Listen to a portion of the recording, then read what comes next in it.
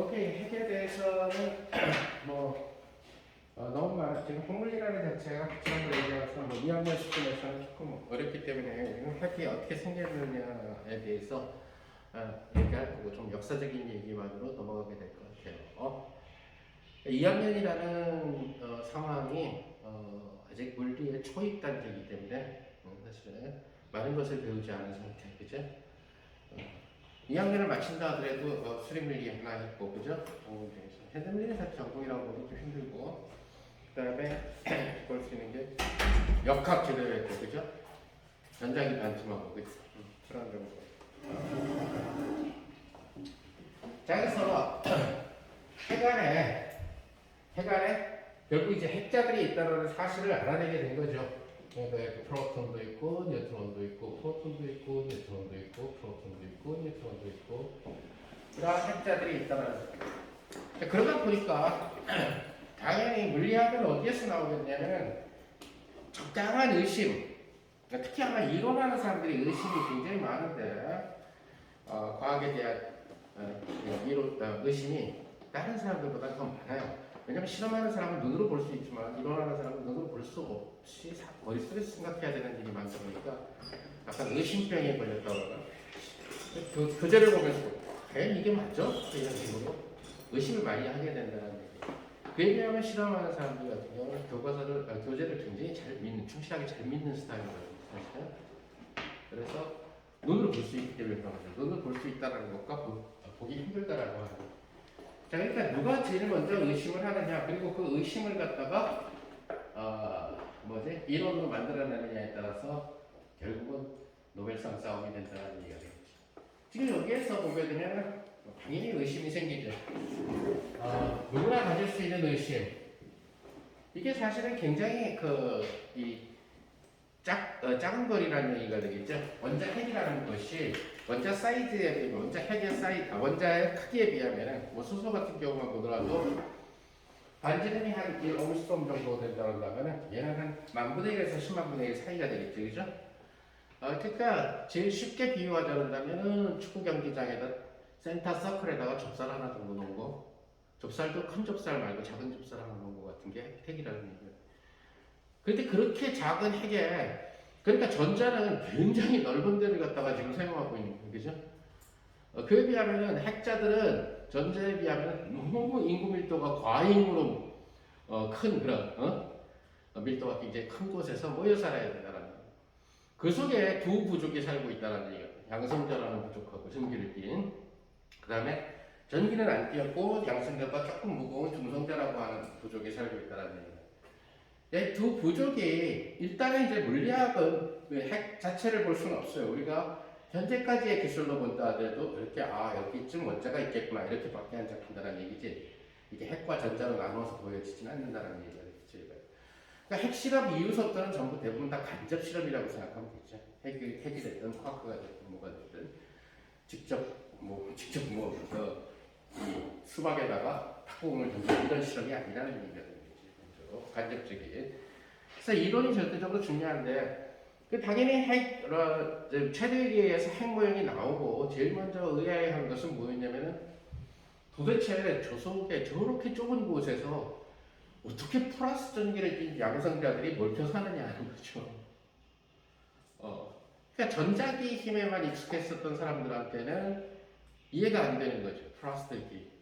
저렇게 몰켜 있으면 플러스와 플러스가 서로 밀쳐내지니까, 그죠? 우리가 좌석을 N극과 N극 붙이려고 노력을 할 때 굉장히 힘들잖아요, 그죠? 이렇게 붙이려고 그러면 이렇게 나갑니다, 그죠? 이게 우리 막대 좌석은 좀 자력이 약하니까 그렇지, 네오디듐 같은 경우는 절대 갈 수가 없어요. 자기력이 센 좌석 같은 경우는. 그럼 도대체 우리가 예를 들어서 얘네들이 N극과 N극이 이렇게 밀집이 서로 안 붙으려고 하는 이 친구를 갖다가 억지로 붙이려고 하면 막대 좌석 얘기예요. 억지로 붙이려고 그러면 평소보다 강한 힘이 들어가게 되겠죠. 즉 다시 말해서 이 자기력을 이길 수 있는, 즉 서로 싫어하고 총력을 무마시킬 수 있는 그런 강한 힘으로 내가 팔로 가해줘야 되겠죠, 그죠? 인위적으로. 그래야 억지로 N극과 N극을 갖다가 이렇게 붙이는 척 할 수가 있어요, 그죠? 그렇다면 쟤네들 사이에서는 전기적으로 지금 반발되고 있는데 전기적으로 얘는 전기를 안 지니까 상관없다 치더라도 양성자가 꽤나 많이 있다는 우라늄 같은 경우는 양성자가 92개나 있다는 얘기예요. 속에 그 92개가 어떻게 저렇게 작은 곳에서 옹기종기 모여 사느냐 전기적으로 튀 나갈 텐데 이렇게 자꾸 한번 튀 나가면은 자꾸 멀리 나가버려가지고 핵에 아무것도 없는 그런 상태가 되지 않겠나 이런 고민을 하게 된 거라는 얘기예요. 자, 그러다 보니까 결국 뭘 생각하게 되면 더 큰 힘이 있다는 사실을 갖다가 생각을 하게 되는 거죠. 아까 얘기한 것처럼. 그래서 이때까지의 힘은 전자기력이라는 힘하고 소위 얘기하는 중력이라는 힘, 즉 뉴턴의 중력이라는 이 두 종류밖에 없었는데 더 큰 힘이 있을 거다. 그리고 이것을 해관에서 작용하는 힘이니까 일단 이름은 핵력이라고 붙였다는 얘기예요. 그럼 핵력의 정체는 뭐냐? 이제 이것을 찾는 사람이 노벨상이 주어지게 된다는 거죠. 그래서 이 문제를 연구하던 사람이 바로 일본 최초의 노벨 물리학상을 받은 바로 이거 히데키라는 거죠. 교토대학 출신의 교토대학 출신 그 같은 고등학교를 나와서 같은 교토대학 물리학과를 나온 두 명의 친구가 노벨 물리학상을 받게 되는데 한 명은 바로 먼저 받게 되는 이거 히데키, 한 명은 얘보다 한 20년 뒤에 받게 되는 도모나가 시니치로 이렇게 두 명이 이 두 명은 바로 그 아인슈타인의 중학교 시절에 아인슈타인의 그 연설에 감명을 받아가지고 실제로 보면 아인슈타인 같은 경우는 우리가 이제 일제 강점기 시절이었던 그 시기쯤에 정확한 연도는 모르는데 일본을 방문했죠. 도쿄하고 교토를 방문해서 일반인들을 위한 강연을 했죠. 스타 아인슈타인이.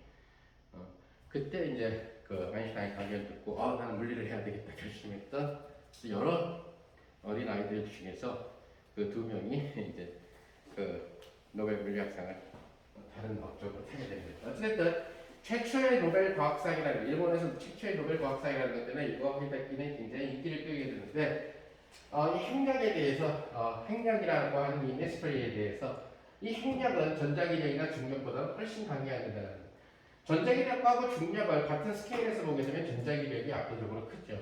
물론 만약에 질량이 큰 천체들 같은 경우에는 중력이 크게 작용하지만 블랙홀 같은 경우처럼 우리 이런 그 일상생활에서는 중력이 별로 못 느껴진다는 얘기가 되겠죠.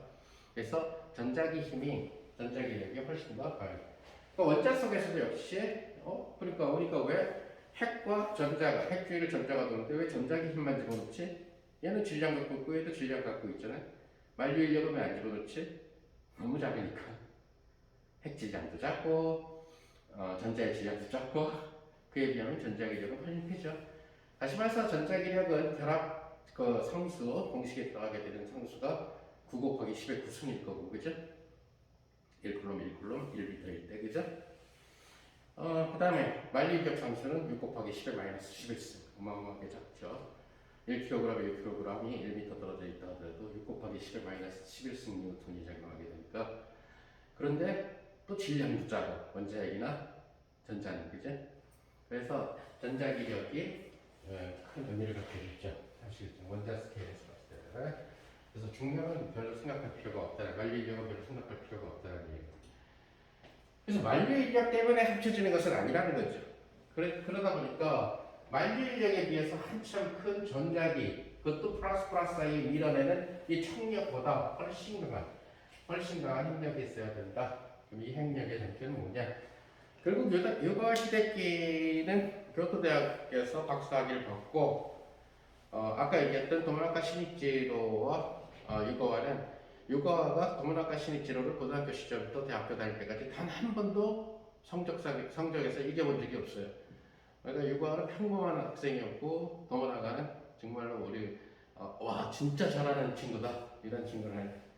누가 봐도 도모나카가 훨씬 먼저 노벨상을 탈 거라고 생각을 했는데 예상 밖으로 유가와가 먼저 타게 됐다.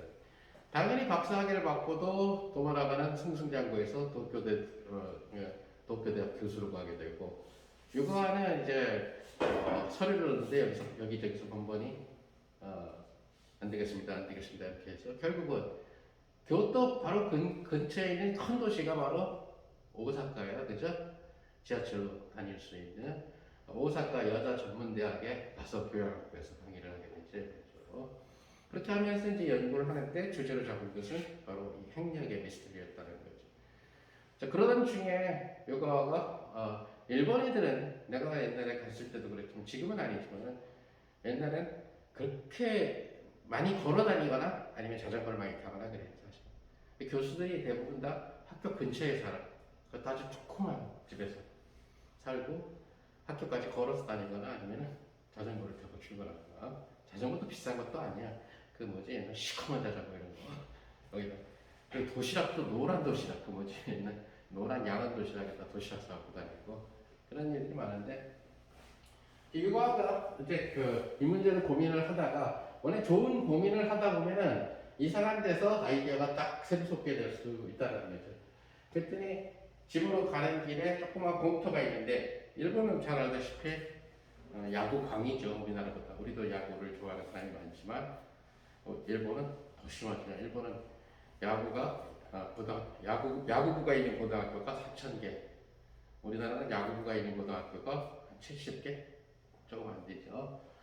자, 그런데 애들이 그러다 보니까 어릴 때부터 야구를 많이 하죠. 야구를 야구공이 생각보다 무거워요. 한 1kg에 가까워요. 그래서 다른 공에 비하면 속이 꽉 찬 돌멩이라서 아주 꼬맹이들이 막 힘에 붙여가지고 야구를 처음 배우면 제일 먼저 하는 게 뭐냐면 캐치볼이라는 거예요.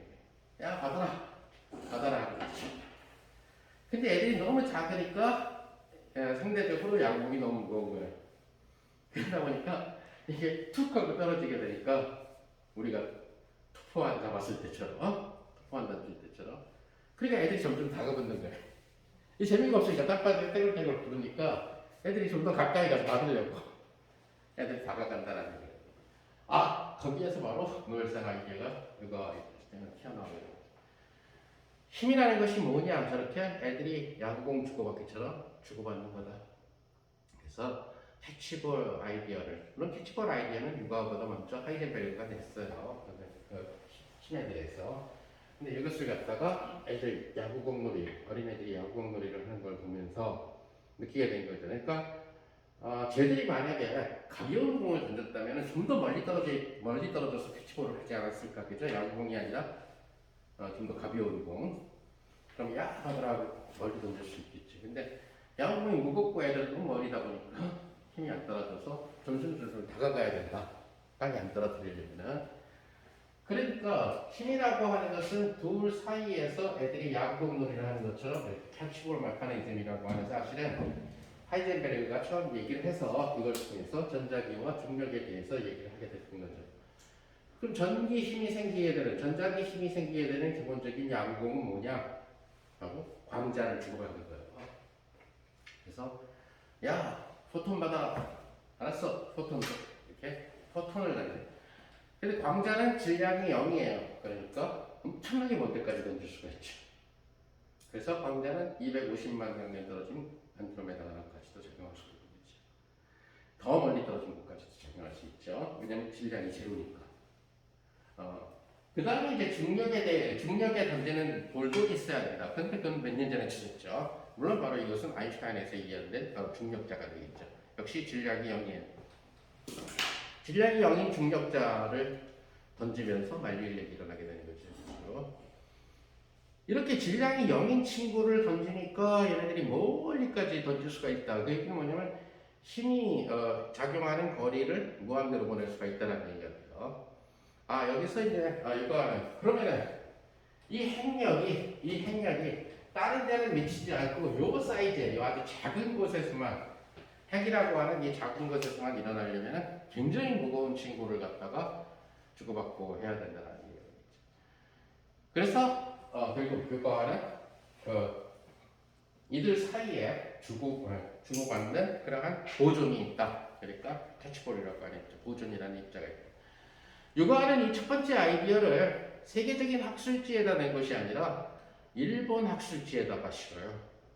나중에 일본 학술지, 교토에서 나오는 일본 학술지에다 실기되고, 그것이 영문판, 물론 영어로 쓰는 일본 학술지에다 실게 되죠. 그래서 아까 얘기했던 그 동어라가는 외국에서 나오는 학술지에다 실게 되고, 그러니까 오히려 일본 사회에서 봤을 때는 이거 훨씬 첫 번째라는 점도 있고 또 하나는 자기네 나라 학술지에다가 실어서 노벨상을 탄 케이스가 되니까 더 크게 그런 경향도 있겠죠. 아무튼 일본 학술지에다 실었고 그러니까 일본 학술지에서 실게 되면은 영문으로 이렇게 제목이 딱 나가면서도 밑에 딱 가로해놓고 일본말로 제목이 또 하나 들어가요. 그거는 우리나라 학술지에 여러분들이 실어봐도 마찬가지예요. 한국물리학회에서 나오는 JKPS에 실은다면 뒤에 가서 한국말 부분이 조금 나와, 그죠?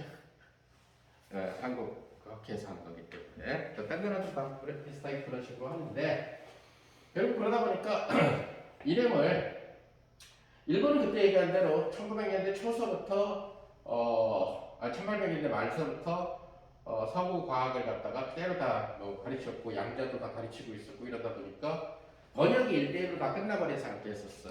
그래서 이 세상에 새로 발견되는 입자는 전부 다 자를 붙인다 라고 결정되어 있더라고요. 그러다 보니까 유고하는 얘네들이 지금 막 던지고 노는 이 공은 무거워야 돼. 무거워야 예를 들어서 얘네들이 옹기종기 모여 있어야 된다는 얘기. 안 떨어뜨리려고. 그러다 보니까 그 중간에서 역할을 해야 된다는 것이지. 얘들과 얘들 사이 중간에서 갔다. 그러니까 한자 쓰기 좋아하는 일본 유가 입장에서 봤을 때 바로 이름을 중간자 이렇게 이름을 붙이게 된 거죠. 그래서 유가는 중간자를 예언을 하게 되죠. 그러다 보니까 이 중간자를 영어로 옮겨야 되는데 중간을 뜻하는 영어로 옮길 때 보통 영어로만 그대로 옮기게 되면은 비영어권 나라에서 싫어한다라는 얘기가 되겠죠. 그러다 보니까 라틴어에서 어근을 찾는 것이 좋다라는 얘기가 되겠죠. 뿌리가 되니까 유럽 언어들에. 그럼 뭐 잘 알다시피 여러분들이 중간을 나타내는 라틴어 메조죠, 메조. 그래서 소프라노와 알토의 중간이다 그래서 메조 소프라노라고 그렇게 되는 메조가 있죠. 그래서 메조라는 단어에 오엔을 붙여야 되니까 메존 이렇게 된 거죠. 그래서 중간자 메존이라고 하는 애를 예언을 하게 된 거고 예언 결과대로 1940년대에 40년대 들어서 미국의 파우엘이 바로 핵 속에서 유가와가 예언한 질량대로의 입자를 찾아냈는데 성공을 하죠. 그럼 발견한 파우엘은 당연히 실험은 필요 없어요. 새로운 거 발견하면 바로 노벨상을 줘요. 이론은 아무리 예뻐도 발견 안 되면 안 줘요. 그러니까 당연히 파우엘이 노벨상을 받고 유가 역시 예언한 것이 맞아 떨어졌으니까 노벨상을 주게 됐다는 거죠. 이렇게 해서 속칭 얘기하게 되는 핵자와 핵자 사이의 캐치볼, 즉 핵력을 갖다가 인도하게 되는 이러한 힘의 매개 입자가 바로 중간자라고 하는 입자, 메존이라는 입자라는 사실을 알게 됐다는 얘기죠. 그래서 새로운 힘이 유가와 이후에 새로운 힘이 하나 더 탄생을 해서 세 번째 힘, 핵력이라는 힘이 추가됐다는 거예요. 이 핵력은 굉장히 강하기 때문에 강력이라고도 불러요. 그 이후에 나중에 베타 방사선에서 나오게 되는 과정에서 또 다른 새로운 힘이 나오게 되는데 걔는 전자기력보다는 조금 세지만은 비슷한 수준 정도 하지만 핵력보다는 다르더라서 양력이라고 이름 붙이는 힘이 또 한 번 등장을 하게 된다는 얘기가 되겠죠. 따라서 양력에 해당하는 이론을 한 사람들도 노벨상을 다 받았고 양력에 해당하는 캐치볼 즉 W 입자와 Z 입자를 발견한 사람도 노벨상을 다 받았고 이렇게 있다는 거예요. 자, 그래서 만약에 새로운 캐치볼 입자가 발견된다면 그것은 바로 새로운 힘을 갖다가 얘기하게 되는 거예요. 그러니까 그냥 엉뚱하게 뭐 정신의 힘이다 뭐 그래가지고 그 멍거리까지 신통력이 막 이렇게 오고 간다 이런 식으로 얘기하는 것은 물리학적인 그런 힘이 아니고 물리학에서 얘기하게 됩니다. 물리학적인 힘은 어떤 예를 들어 전하와 전하 사이에 캐치볼을 주고받는다든가 질량과 질량 사이에 캐치볼을 주고받는다든가 핵자와 핵자 사이에 캐치볼을 주고받는다든가 이런 메커니즘이 되어야 된다는 거죠. 네. 그래서 나중에 등장하는 양력이라는 힘과 함께 이것은 베타 방사선 방출하고 관련되게 되는 힘이고 굉장히 어려운 이론이에요. 그래서 결국 4대 힘이 완성이 되게 되는 이러한 상황이다. 자, 그래서 결국 핵을 결합하는데 결정적인 역할을 해주는 것은 바로 이들 사이에 유가와가 제시했었던 핵력이구나. 핵력이 너무너무 크니까 이제 다른 힘들은 다 무시되고 핵력에 의해서 설명할 수 있게 되겠다 이렇게 생각을 하게 되겠죠. 자, 그래서 이제 사람들은 뭘 찾으려고 하게 되냐면 핵의 결합 에너지가 핵에 따라서 어떤 차이를 보이게 되느냐. 그러면 핵을 특징 짓는 것은 결국 뭐냐면은 자, 우리가 Z하고 N이 되겠죠, 그죠? 양성자의 수하고 중성자의 수가 바로 핵을 결정짓는 기본 팩터가 된다는 거예요. 근데 A는 바로 Z 더하기 핵자 수는 양성자 수에다 중성자 수를 더한 거예요. 자, 그 다음에 이제 사람들은 그러니까 ZNA로 나타나는 것은 뭐지? 넘치죠, 그죠? 그러니까 ZNA 중에서 두 개만 선택하면 되는 거지, 그죠? 그래서 주로 뭐를 선택을 하냐면은 Z하고 N하고는 더하면 A가 되니까 Z하고 A를 선택을 해서 핵의 결합 에너지를 갖다가 나타나는 모델을 갖다가 생각을 하게 됩니다. 자, 결합 에너지라고 하는 얘기는 결국 떼어내는데 분리 에너지랑 똑같은 개념이에요. 얘와 얘가 이렇게 결합되어 있다면은, 그죠? 얘를 떼내는데 드는 힘이 얘네들이 결합할 때 결합 에너지라는 얘기죠. 즉 다시 말해서 핵의 결합 에너지라고 하는 핵의 결합 에너지라고 하는 그 친구는 포텐셜 에너지 개념으로 잡아줘야 되는데 여러분들이 그래서 결합 에너지 바인딩 포스라고 해서 얘를 갖다가 물론 NZ라고 쓰기도 하고 또는 A와 Z로 나타내기도 해요. 자, 이 결합 에너지는 어떻게 되냐면은 결국 핵의 질량에다가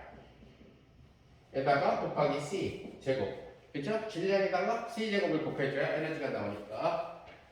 자, 여기에다가 이 결합 에너지를 갖다가 곱해주게 되면은 결국 양성자의 질량에다가 곱하기 C의 제곱을 한 거 플러스 중성자의 질량에다가 C의 제곱을 한 이러한 형태로서 결합 에너지가 만들어진다. 그래서 이만한 결합 에너지를 통해 가지고 결국 양성자와 중성자를 갖다가 붙일 수가 있다는 얘기죠. 자, 이렇게 양성자의 질량과 핵의 질량이 차이가 보이게 되는 것은 일반적으로 뭐 전자들을 무시했다든가 저는 중간자를 무시했다든가 이런 것들 때문에 그 차이가 생기게 되는 거죠, 일반적으로. 자, 그래서 결국은 이 핵 반응에서 나중에 얘기하는 핵 반응에서 일반적으로 질량 보존의 법칙은 깨지고 에너지 보존 법칙이 성립하게 된다는 거예요. 다시 말해서 질량과 에너지 중에서 어느 것이 더 근본적이냐라고 묻는다면은 당연히 에너지가 더 근본적인 그런 형태라고 얘기를 할 수 있습니다. 자, 그렇다면은 얘네들의 메인이 되는 힘은 핵력인데 이러한 힘이 주어져 있게 되면 결국 힘이라는 것이 주어지게 되면은 그 힘에 대응되게 되는 뭐가 되죠? 포텐셜 에너지가 도입이 되겠죠, 그죠? 힘과 관련된 포텐셜 에너지가 도입된다는 것을 말합니다. 자, 그렇다면은 쟤네들이 핵이 굉장히 지금 다른데 그 동위원소 핵까지 따지면 그죠? 여러 개가 있겠죠. 일단 92번 우라늄까지 한다 하더라도 동위원소를 빼고 그냥 안정된 원소만 하더라도 92개의 핵종이 있겠죠, 그죠? 그리고 그 92개의 핵종에 대해서 걔네들은 다 양성자 수랑 중성자 수가 다른데, 그죠? 걔네들에 대해서 속칭 얘기하는 결합 에너지, 핵의 결합 에너지가 어떤 차이를 보일 것이냐 해서 모델을 내기 시작한 거죠. 그래서 그 최초의 모델이 바로 핵자들이 물방울처럼 모여서 공모양을 이룬다라고 하는 소위 리퀴드 드롭 모델이라고 하는 물방울 모델이 된다는 얘기가요. 우리가 이렇게 빗물이 하나 떨어져가지고 툭 비가 탁 떨어졌을 때 이렇게 공 모양인 모습을 보려면은 제일 좋은 것은 꽃 길다란 꽃 이파리에 탁 이렇게 동그랗게 맺혀 있는 거. 그런데 그것은 잘 알고 보면은 물 분자들이 다닥다닥 붙어서 모여서 만들어진 공 모양이죠, 그렇죠? 그러니까 그런 모양으로 생각하는 거예요. 마치 물 분자들이 다닥다닥 모여서 물 방울이라고 하는 동그란 공 모양을 만들듯이. 그래서 빗방울이죠. 빗방울 쉽게 얘기하면은. 그래서 이것을 뭐지? 레인드롭이라고 하는데 일단 액체가 만든 거기 때문에 리퀴드 드롭이라고 그냥 이름을 붙였어요 사람들이. 그래서 물방울 모델이라고 얘기하는 모델이 최초로 나온 모델이다. 사실 핵에 대해서는 계속 실험을 통해서 사람들은 계속 새로운 모델들을 쭉 만들어내고 있고 그것이 이제 핵물리하는 사람들의 연구거리들이 되는 거죠. 그리고 자기가 또 새로운 이론을 만들어냈을 때 또 가서 또 핵에 대해서 좀 더 정밀한 실험을 갖다 해보고 싶어서 핵을 서로 부딪히는 그런 실험 장치들.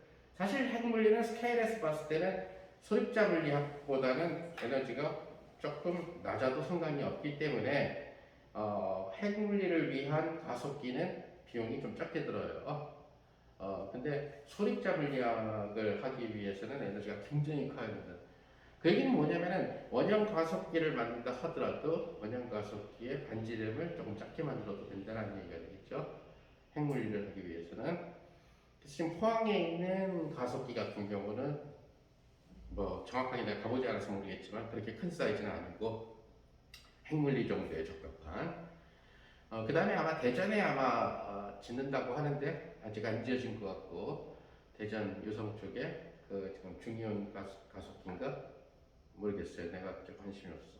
지어진다 하더라도 소립자 물리하기에는 너무 사이즈가 작고 근데 핵물리 하기에는 괜찮은 정도의 사이즈. 핵물리나 고체물리 쪽 같은 경우는 소립자 물리하게 되려면은 적어도 원둘레의 길이가 한 4km 이상은 돼야 되니까 그만한 공터를 갖다가 찾아서 시공비도 많이 들고 유지비도 많이 들고 아주 현실적으로는 힘든 그런 상황입니다.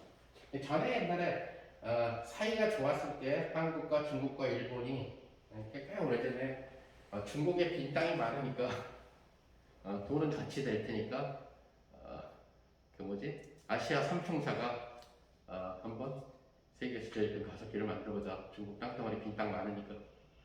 근데 셋이 나라가 사이가 안 친해요. 한국과 중국과는 되게 친하지가 않아서 유럽처럼 어디에다 딱 짓겠다 그러면 알았어 내가 돈 얼마 낼게 이렇게 해서 만들어진 게 유럽의 세레니트예요. 그렇게 안 된다는 얘기예요. 자 어쨌든 이런 모습의 모형으로 만들고 자 초기 모형은 어쨌든 만약에 최초의 모형을 만들려고 하면 실험하고 조금 많이 틀려도 돼요. 그런데 놀랍게도 리퀴드 드럼 모델이 실험하고 굉장히 잘 만든 모델이 되버렸죠. 물론 대부분의 핵에서. 그래서 처음에 뭐 있냐면은 이들 사이에 핵력이 일정하다라는 전제를 했어요. 자, 핵력이 일정하다라는 전제를 하게 되니까 뭐가 일정해지죠? 힘이 일정하다는 얘기는 포텐셜이 일정하다는 얘기예요. 그래서 일정한 핵력에 대한 포텐셜을 갖는 그러한 포텐셜 에너지죠. 포텐셜 에너지를 갖는 그런 케이스로 잡았고 리퀴드 드럼 모델을 만든 사람들의 로테이션은 N과 Z로 나타나는 게 아니라 핵자 수가 해보니까 핵자 수를 표현하는 것이 훨씬 편하다. 그 다음에 양성자 수. 이 양성자 수는 전기력 때문에 양성자 수를 도입을 하게 된 거예요. 그래서 결과부터 얘기가 해결되면은 별로 어떤 핵이 있을 때에 핵의 결합 에너지는 A와 Z에 따라서 달라지게 되는데 그래서 알파 V의 A 핵자수, 알파 S의 A의 3분의 2승, 알파 C의 A의 3분의 1승분의 Z의 스퀘어 마이너스 알파의 어시메트릭 N-G의 제곱 오버 A 플러스 델타의 A와 Z 이러한 형태로서 찾아내게 되는 거예요. 자 이제 몇 가지는 이론에 의해서 찾아내고 몇 가지는 실험하고 피팅을 통해서 찾아내게 되는 그런 법칙입니다.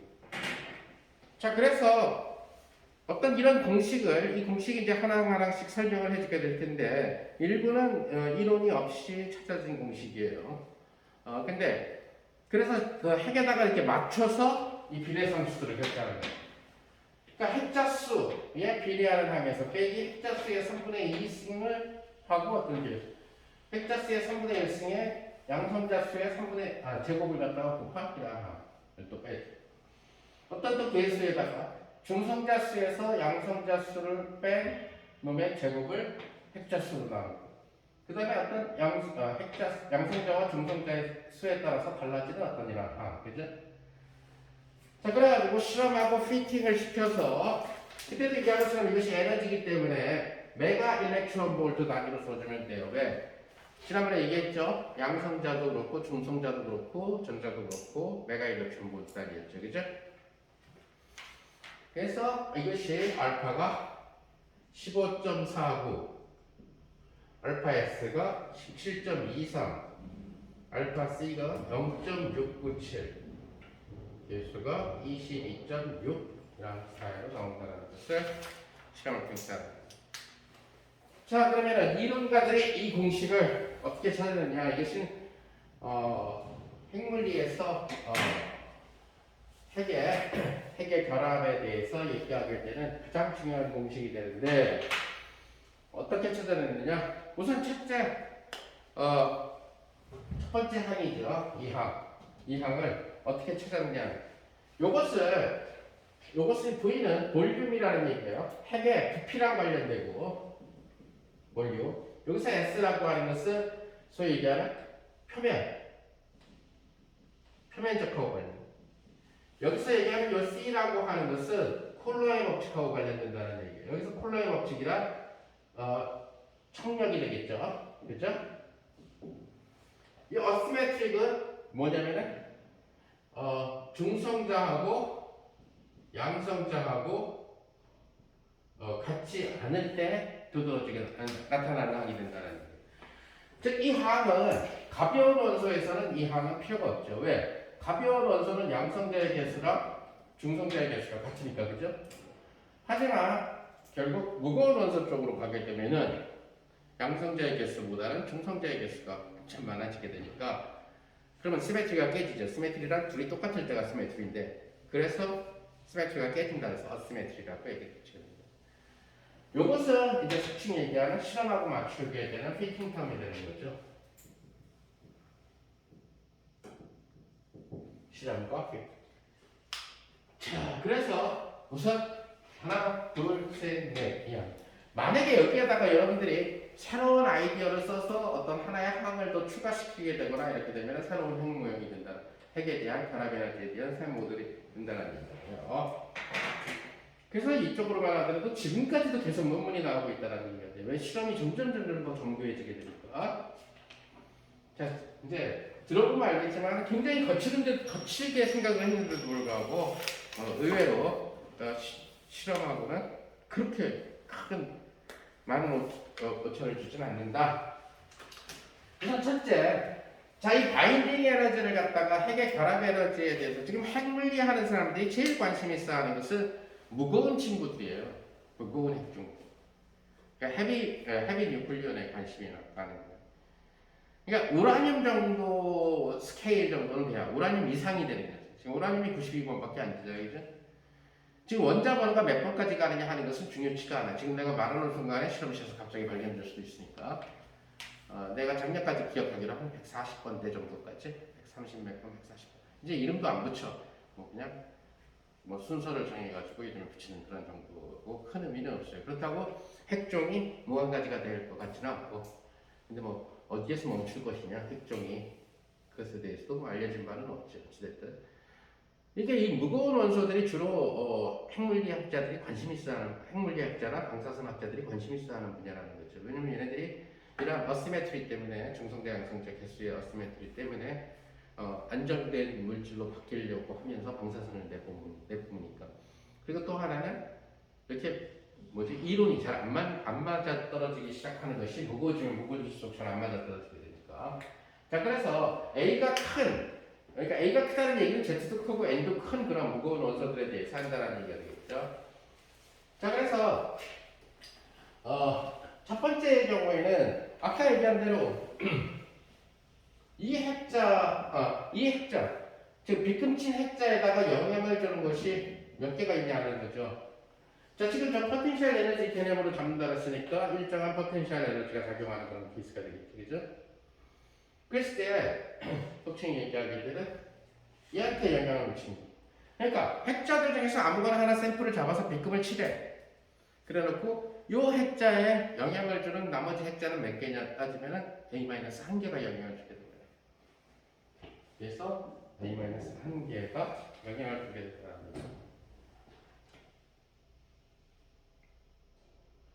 자, 그러다 보니까 얘한테 영향을 주는 것이 A-1개가 되니까 결국 전체적으로 보게 되면 얘를 그러니까 기준으로 따졌을 때 이게 속칭 얘기하는 이러한 이제 이게 공 모양의 부피를 이루게 되겠죠. 공 모양의 부피를 이루게 되는데 그래서 부피랑 관련돼서 이 핵자의 에너지가 커버하게 되는 양은 A-1에 비례하게 되는 이러한 형태가 된다는 것을 알 수가 있다는 거죠.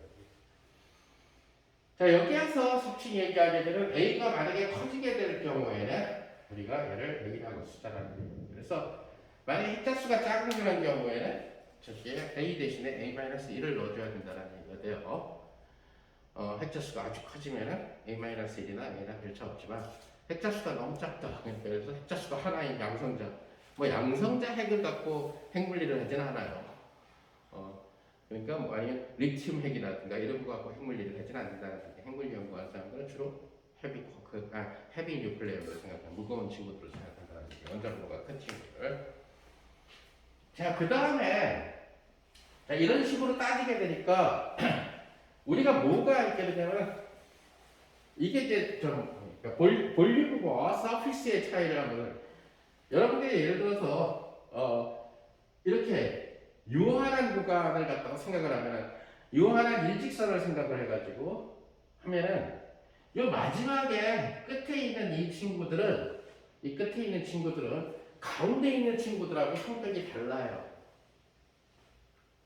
가운데 있는.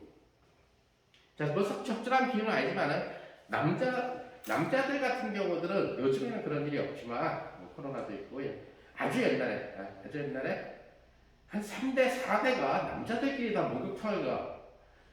그러니까 증조 할아버지, 아버지, 나 해가지고 가.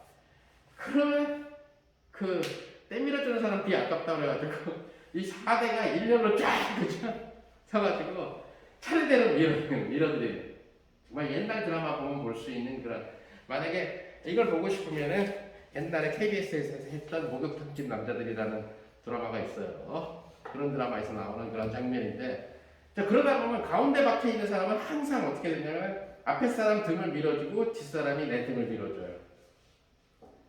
그런데 나중에 가서는 또 어떻게 하냐면 이제 자리 바꾸자고 그러니까 가운데 있는 사람은 항상 밀어주고 누군가가 등을 밀어주고 하는 그러한 규칙성을 갖고 있는데 뒤에서 맨 앞에 있는 사람은 어떻게 되죠? 그러니까 맨 앞에 있는 사람은 절대 남을 안 밀어주죠. 그리고 누군가 등만 밀어주게 됩니다. 그럼 맨 앞에 누가 포진이 되겠어요? 당연히 증조하는 것이죠. 그죠? 그렇게 대접을 받아요. 그럼 맨 끝에 누가 있겠어요? 손주가 있어야지. 쌩쌩. 그리고 나중에 자기가 알아서 뭐 밀든가 해야 되겠지. 그죠? 그래서 가운데 박혀있는 그러한 핵자들과 그 다음에 사이드에 박혀있는 핵자들은 뭔가 다르다. 다시 말해서 가운데 박혀있는 친구들은 앞에 하나 뒤에 하나 이렇게 친구가 생기지만 양 사이드에 박혀있는 친구는 좀 하나씩 부족한 이런 경향이 생기게 된다는 거죠. 그죠? 자, 이론가들은 그걸 생각하는 거죠. 다시 말해서 얘를 그대로 갖다 놓으면 이런 구형 모양의 부피가 되는데 속에 박혀있는 놈은 다 에워싸고 있지만 만약에 사이드에 있는 핵자를 생각해 봅시다. 그럼 사이드에 있는 핵자는 뭐가 되냐면 요만한 칩은 에워싸고 있는데 여기 누가 있어? 아무도 없잖아. 그렇죠? 에워싸는 게 없다는 거예요. 그래서 우리가 앞에 처음에 볼륨텀을 얘기를 할 때에 이 항을 잡았는데 여기에서 빼줘야 되는 항이 생긴다는 거죠. 그죠? 그죠?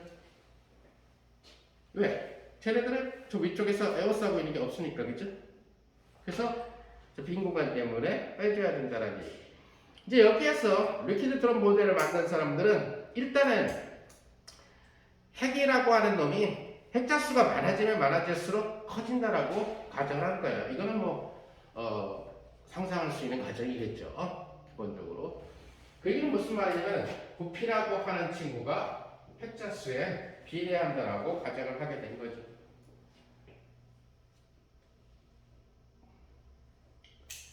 자, 근데 핵의 부피는 바로 3분의 4파이 R3승이니까 자, 비례각에 따질 때는 3분의 4파이라는 건 필요가 없죠. 따라서 R의 3승이 핵자수에 비례한다. 따라서 핵을 공모양으로 봤을 때 핵의 반대점이 A의 3분의 1승에 비례한다. 이렇게 생각해요. 자, 이제 이런 스타일의 실험하고 맞추기 위한 물리를 하는 사람들은 약간의 피팅 법칙을 실험하고 맞춰서 개수를 결정하고 피팅 법칙을 찾아내는 그런 100% 완벽한 이론 물리는 아니죠. 그러니까 막 고래가지고 막 나오는 이런 것이 아니라 어떤 항들이 핵의 바인딩 에너지, 결합 에너지를 결정하는데 중요한 역할을 하느냐. 그 다음에 혹시 두 번 중복된 게 있느냐. 그러니까 여기 핵자가 없는데 있다라고 가정을 하고 한 거잖아요. 그죠? 그러니까 이걸 빼줘야 된다는 얘기. 그럼 도대체 표면이 어느 정도 기여를 하게 되느냐 하는 거죠. 그럼 표면에서 작용하게 되는 표면에 있는 표면은 바로 뭐가 되냐면 R의 제곱에 비례하는 사이즈는 지금 표면 쪽에 있는 놈, 즉 공의 표면에 있는 공면에 있는 놈들만이 이런 미싱 텀이 생겼습니다. 없는데 있는 걸로 카운팅해 줄 거니까. 그래서 속칭 얘기하는 A를 쓰면 안 되겠다. 표면적은 공의 표면적이라고 하는 것을 결국 R의 제곱에 비례하는 이러한 형태가 될 거고, 따라서 이것은 A의 3분의 2승 이런 식으로 될 거예요. 따라서 표면 쪽에 있었던 핵자들에 대해서 없는데 둘러싸인 것처럼 완전히 둘러싸인 게 아닌데 완전히 둘러싸인 것처럼 해놨으니까 하고 계산했으니까 그만큼 빼줘라라는 거겠죠. 그만큼 빼주는데 정확하게 구체적으로 얼마를 빼주느냐 모른다. 실험하고 맞춰. 그러니까 굉장히 정성적인 법칙이에요. 사실상 여기서 이론적으로 계산되는 부분은 사실은 이제 다음 얘기하려고 하는 2번과 2항이라는 거죠. 자, 그 다음에 아까 얘기한 것처럼 핵력만 있느냐. 지금 핵력, 그 다음에 소위 얘기하는 잘못 카운팅된 부분 빼준 거, 그쵸? 없는 데 있는 걸로 해서 빼준 거. 그럼 핵력이 도미네이트 돼 있는데 핵력이 지배적인데 그렇다 하더라도 양성자 양석의 청력을 무시할 수 없다. 그럼 핵력은 이리 가려고 하고, 그죠? 바인드 시키려고 하고 있고, 청력은 바인드를 방해한다라는 얘기가 되겠죠, 그죠? 그러니까 양성자가 같은 부호의 전기를 띠고 있으니까 얘네들이 반발력이 생기게 돼요. 그 청력에 의한 전기 에너지만큼을 빼줘야 된다는 얘기죠. 그러니까 걔들을 이겨나가면서 결합을 해야 되니까. 그래서 그 다음 세 번째로 보여지게 되는 항은 바로 전기적인 그런 케이스가 된다. 근데 그 파트는 이제 소위 얘기하는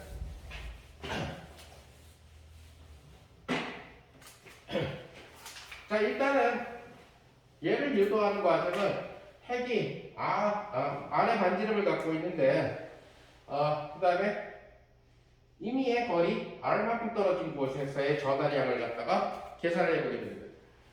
자, 이 R 속의 전하량을 라지 Q라고 하고 요만큼 속에 있는 전하량을 이것은 반지 얼마만큼을 픽했느냐에 따라 달라지니까 QR이라고 하게 되는 거죠.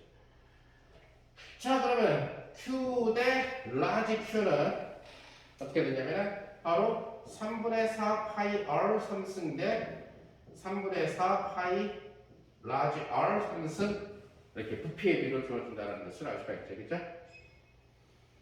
균일한 밀도라고 생각을 하는 거죠, 지금. 따라서 여기에서 QR은 바로 라지 Q에다가 R분의 R의 3승을 갖다가 곱해준 이러한 형태로 써줘요. 자, 그러면 쿨롬 에너지는 뭐가 되냐면 4파이 입실론 제로분의 1하고 인테그랄 dq하고 qr 이러한 포텐셜 에너지를 갖다가 전부 다 해준 거죠.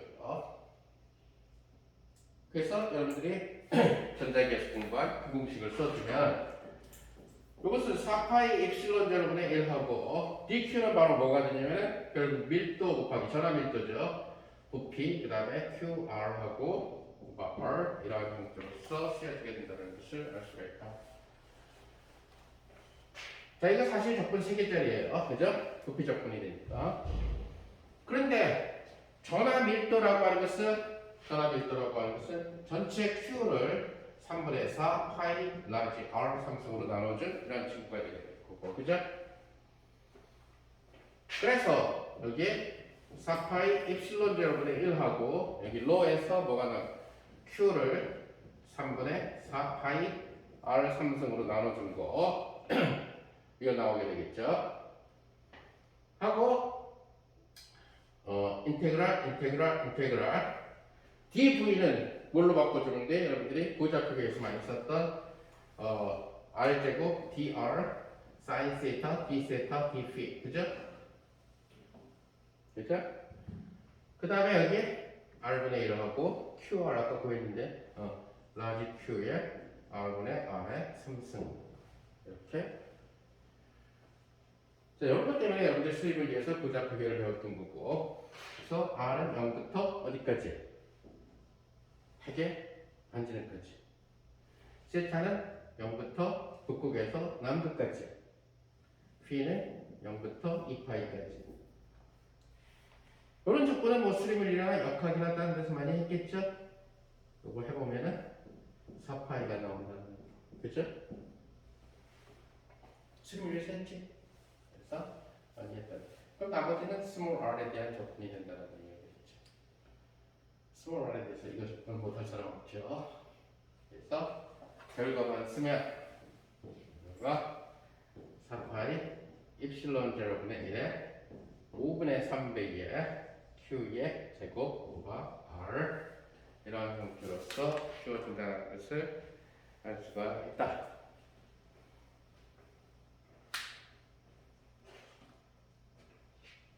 자, 중요한 거는 이 개수는 어차피 중요치 않아요. 나중에 그러니까 실험하거나 맞추거나 아니면 계산을 통해서 집어넣어줘야 되는 그런 그 케이스가 될 거고, 중요한 사실은 여기에서 핵자 수나 아니면 양성자 수랑 어떤 관련이 있느냐 하는 거죠.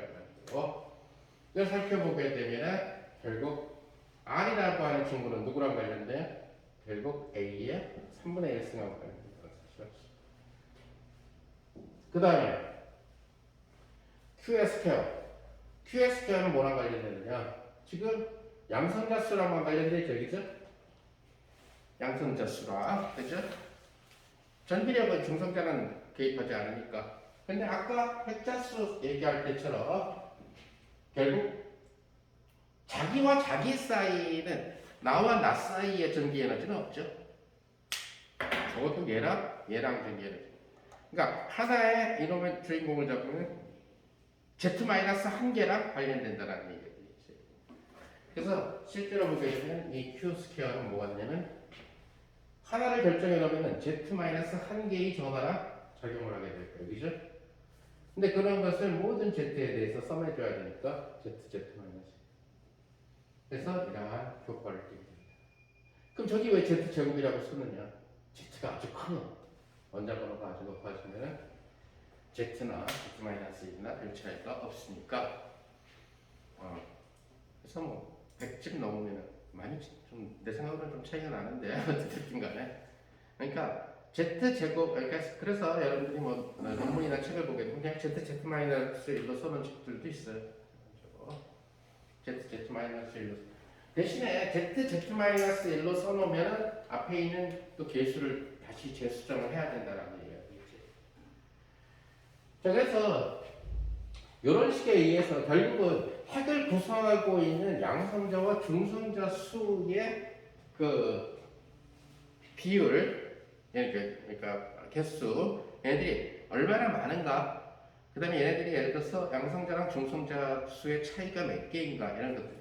자, 지금까지의 세 개의 항은 전혀 핵자 수하고 양성자 수하고만 관련되지, 양성자가 더 많냐, 중성자가 더 많냐 하는 거랑은 관련이 안 됐다는 얘기가 되겠죠, 그죠?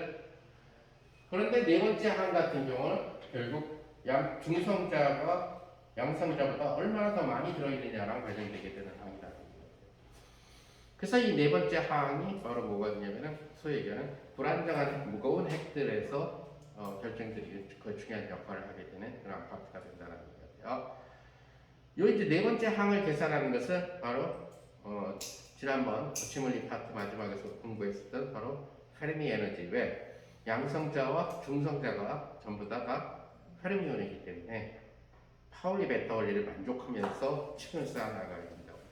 그러니까 양성자 호텔, 중성자 호텔을 생각하게 될 건데 이제 아래 칸부터 촉촉촉촉 채워나가야 된다.